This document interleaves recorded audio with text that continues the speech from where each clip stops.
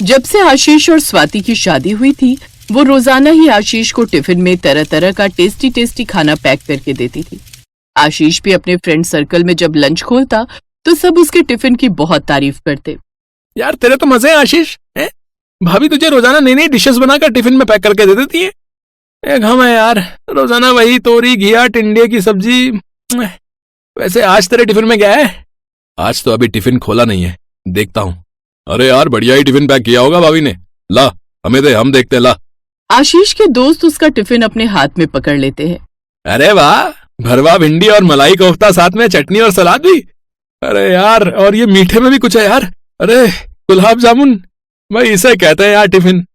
आशीष के सभी दोस्त ऐसे ही थे, हंसी मजाक करने वाले और खूब मेल मिलाप से एक दूसरे के साथ मिलजुल कर खाने पीने वाले, जैसा कि अक्सर होता है। सबने एक साथ अपने टिफिन खोल लिए और लंच करने लगे। तभी आशीष के मोबाइल पर स्वाति का मैसेज आता है, जिसमें वो आज के टिफिन के बारे में पूछ रही थी। आशीष भी प्यारा सा इमोजी बना देता है। स्वाति और आशीष के बीच बहुत प्यार था। दोनों की 6 महीने पहले ही लव मैरिज हुई थी। घर में भी सब स्वाति को बहुत प्यार करते थे। स्वाति ने शादी के बाद सबके दिलों में अपनी एक अलग जगह बना ली थी। आज तुमने राजमा चावल बहुत ही अच्छे बनाए थे बहू। तुम्हारे हाथों में खाना बनाने की अद्भुत कला है। ये बात तो मैं भी कहूंगा स्वाति, तुम नहीं जानती हो तुम्हारे टिफिन की मेरे ऑफिस में सारे फ्रेंड्स बहुत तारीफ करते हैं। सचमुच तुम खाना बहुत टेस्टी बनाती हो। Thank you Ashish ji, thank you माँ जी। बस तुम दोनों के बीच ऐसे ही प्यार हमेशा बना रहे। मैं तो भगवान से यही मांगती हूँ, मेरे बच्चों को किसी की नजर ना लगे। आशीष बेटा, मुझे वापस लौटने में 1 महीना लगेगा। तुम दोनों पीछे से सब संभाल लोगे ना? हाँ माँ, आप यहाँ की चिंता मत करो। आप आराम से मौसी जी के घर पर रहो। इस समय उन्हें आपकी ज्यादा जरूरत है। वैसे उनके घुटनों का ऑपरेशन कब है? परसों का बता रही थी, डॉक्टर ने अपॉइंटमेंट दिया है, इसलिए तो कल जा रही हूँ। स्वाति आ गई है तो मुझे यहाँ की भी चिंता नहीं रहती, वरना मेरा भी जाना कहाँ ही हो पाता। अगले दिन आशीष की मम्मी 1 महीने के लिए अपनी बहन के घर रहने चली जाती है। एक दिन रोजाना की तरह ही आशीष ने ऑफिस में अपना टिफिन खोला ही था कि तभी एक लड़की ने अचानक आकर उसे चौंका दिया। हाय आशीष, कैसे हो? चौंका दिया ना मैंने? टीना, तुम और यहाँ मेरे ऑफिस में? मेरी यहाँ जॉब लग गई है। मुझे पता था कि तुम यहाँ काम करते हो, इसलिए तुम्हारा पीछा करते करते मैं भी यहाँ आ गई। तुम्हारी मजाक करने की आदत अभी नहीं गई। वैसे सच कहूं तो तुम्हें अचानक इतने समय बाद देखकर मुझे बहुत अच्छा लग रहा है। आओ बैठो ना, मैं बस लंच करने ही लगा था। टिफिन देखकर भूख तो मुझे भी लगाई है। वैसे क्या लाए हो टिफिन में? अरे मैडम, आशीष के टिफिन के बारे में तो कुछ मत पूछिए। जब से आशीष की शादी हुई है तब से सबसे बढ़िया टिफिन आशीष ही लेकर आता है। तुमने शादी कर ली आशीष? खैर, दिखाओ तुम्हारी टिफिन में क्या टेस्टी खाना है, मैं भी टेस्ट करके देखती हूँ। हाँ, ये लो। आशीष की शादी की बात सुनते ही टीना जल भुन जाती है। हाँ, स्वाति बहुत अच्छी है। उसके हाथ का खाना खाकर ही तुम्हें पता चल गया होगा कि वो मुझे कितना प्यार करती है। मेरी बहुत केयर करती है वो। मैं सचमुच बहुत लकी हूँ जो मुझे स्वाति जैसी वाइफ मिली।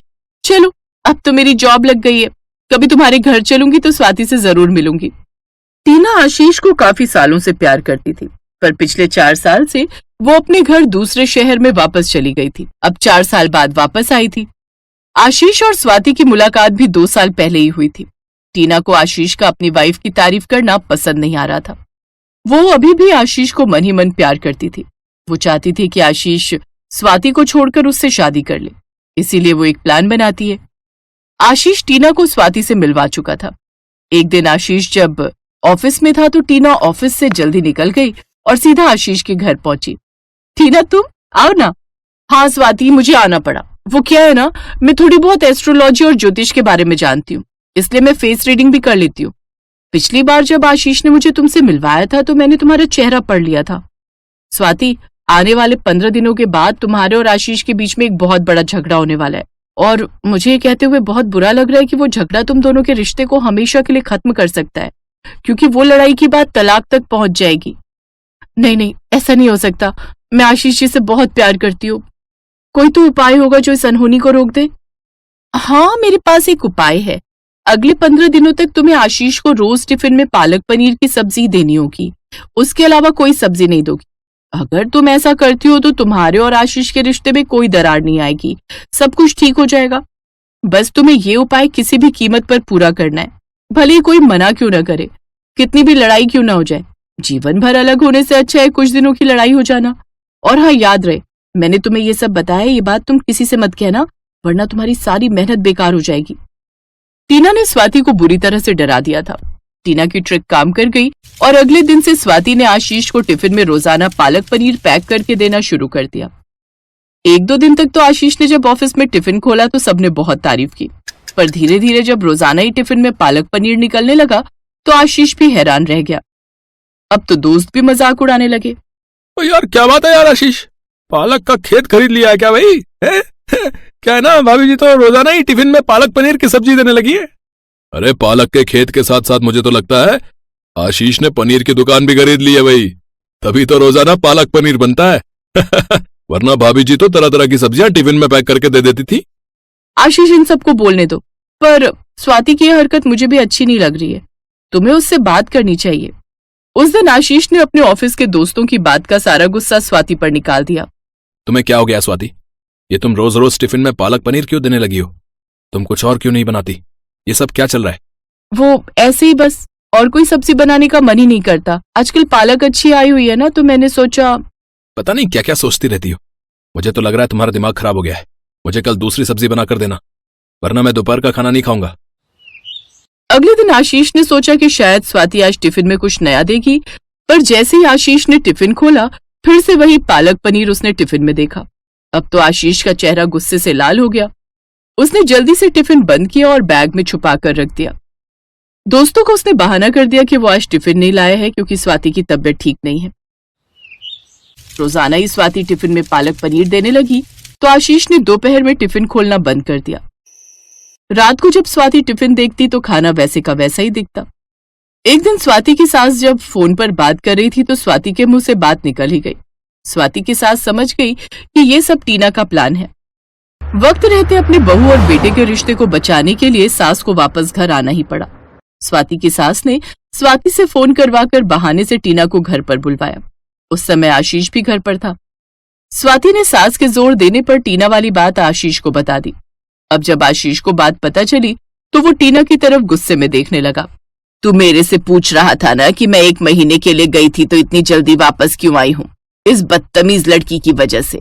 आशीष बेटा, ये टीना चाहती है कि तुम दोनों अलग हो जाओ ताकि ये तुम्हारी जिंदगी में फिर से लौट आए, और मेरे जीते जी ऐसा कभी नहीं होगा। टीना, तुम्हें क्या लगा था कि तुम फिर से मेरी जिंदगी में वापस लौटोगी और मैं अपनी पत्नी से रिश्ता तोड़ दूंगा? कभी नहीं। स्वाति और मैं एक दूसरे के जीवन साथी हैं और ये रिश्ता जन्म जन्म का है। इस जैसी गंवार लड़की के लिए तुम मुझे छोड़ रहे हो? मेरे घर से निकल जाओ और आज के बाद मेरे से तुम्हारा कोई मतलब नहीं। Get out from my house. Tina, यहाँ से चली जाओ और मेरे पति से दूर रहना, वरना मुझसे बुरा कोई नहीं होगा। टीना गुस्से में पैर पटकती हुई चली जाती है। स्वाति और आशीष का रिश्ता फिर से ठीक हो जाता है। अगले दिन जब आशीष टिफिन खोलता है तो दोस्त वही पहले की तरह टिफिन पर टूट पड़ते हैं। आज आशीष के चेहरे पर एक अलग सी खुशी थी। टीना ने वो नौकरी छोड़ दी। शायद आशीष के लिए ये आज की सबसे ताजा और अच्छी खबर थी।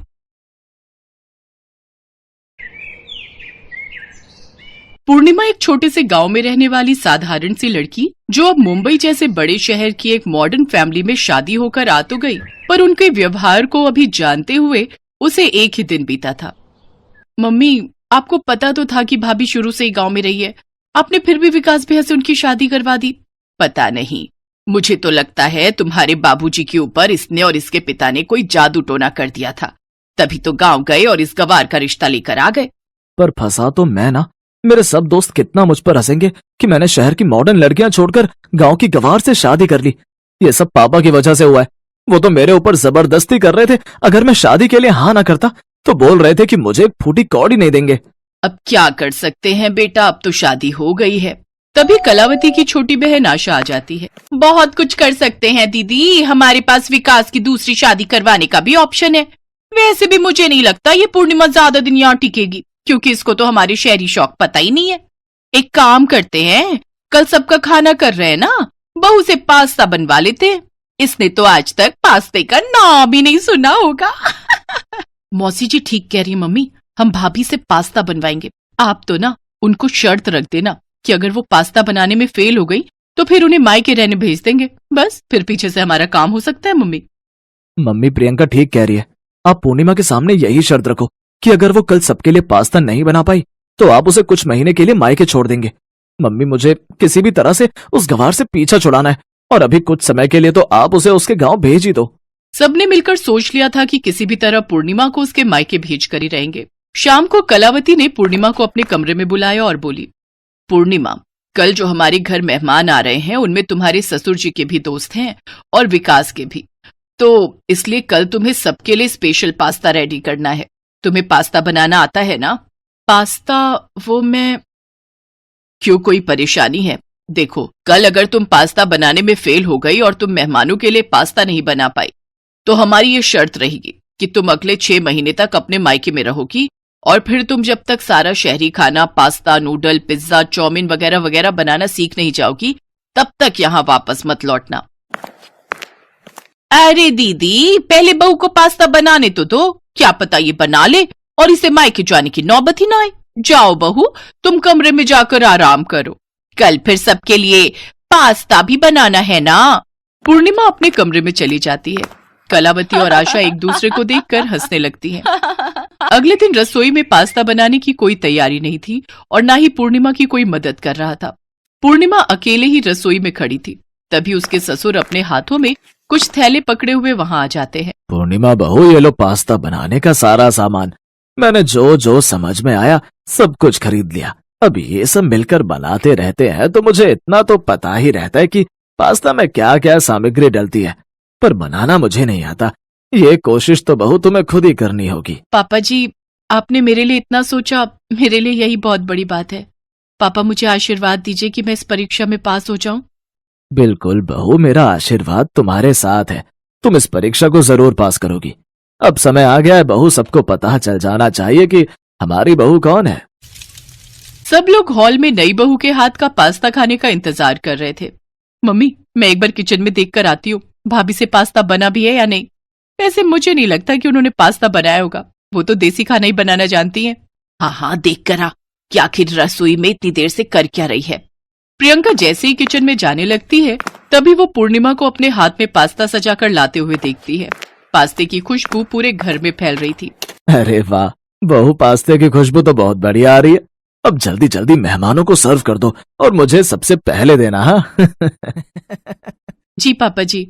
वैसे मम्मी जी, आपके पास्ते में ऊपर से कुछ स्पाइसेस जैसे चिली फ्लेक्स, ऑरिगेनो वगैरह ज्यादा छिड़कना है या फिर आप अपने टेस्ट के अकॉर्डिंग ले लोगे?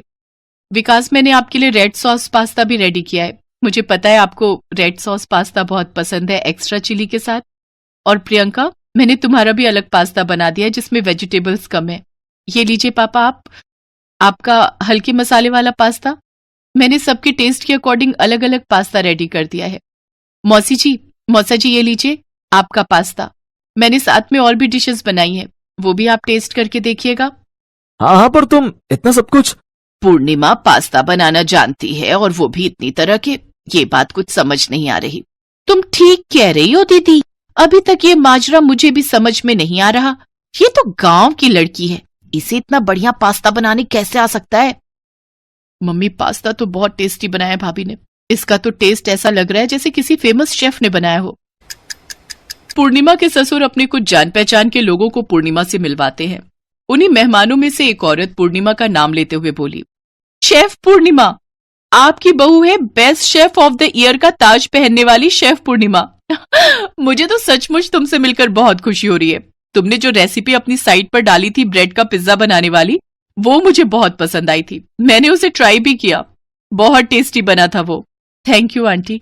वैसे जब से अभी शादी हुई है तब से तो मैंने अपनी साइट खोल कर ही नहीं देखी, कुछ काम ही नहीं किया उस पर। अब फिर से कंटिन्यू करूंगी।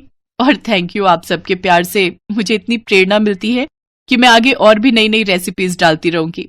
पूर्णिमा की बातें सब गौर से सुन रहे थे। सब लोग हैरान रह गए कि जिस पूर्णिमा को वो गांव की गंवार समझ रहे थे, वही गांव में पली बढ़ी पूर्णिमा अपने हुनर से बहुत सी कुकिंग प्रतियोगिताएं जीत चुकी थी और शेफ ऑफ द ईयर का अवार्ड भी उसे मिल चुका था। सब लोगों के जाने के बाद पूर्णिमा अपने बारे में बताती है, पापा जी ने ही मुझे मना किया था कि मैं आप सबको अपनी सच्चाई ना बताऊं। आप सबने मुझे प्यार दिया ही नहीं। आप सबने सोचा ये तो गांव की लड़की है, इसे कुछ नहीं आता होगा, पर ऐसा नहीं है मम्मी जी। गांव की लड़कियां भी बहुत पढ़ी लिखी हो सकती हैं, अच्छे मुकाम पर पहुंच सकती हैं। मुझे बस आप सबकी सोच को बदलना था।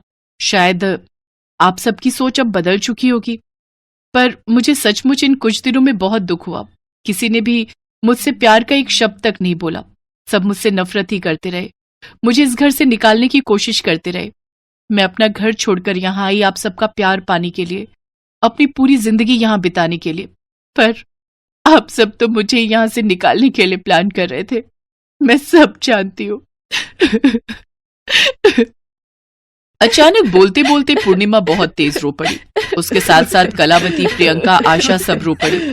विकास को भी अपनी गलती पर बहुत पछतावा था। सब बहुत शर्मिंदा थे कि उन्होंने पूर्णिमा के साथ कितना बुरा व्यवहार किया। सब पूर्णिमा से माफी मांगते हैं। हमें माफ कर दो पूर्णिमा बहू, हम सचमुच बहुत गलत थे। हमने तुम्हारे साथ बहुत गलत किया। आई एम सॉरी भाभी। रो मत बहू, हम सचमुच अपनी गलती पर बहुत शर्मिंदा हैं। मैंने भी गलत किया, मुझे माफ कर दो पूर्णिमा। I am so sorry. सबको अपनी गलती का एहसास था। इसके लिए पूर्णिमा सबको माफ करके अपने जीवन की नई शुरुआत करती है।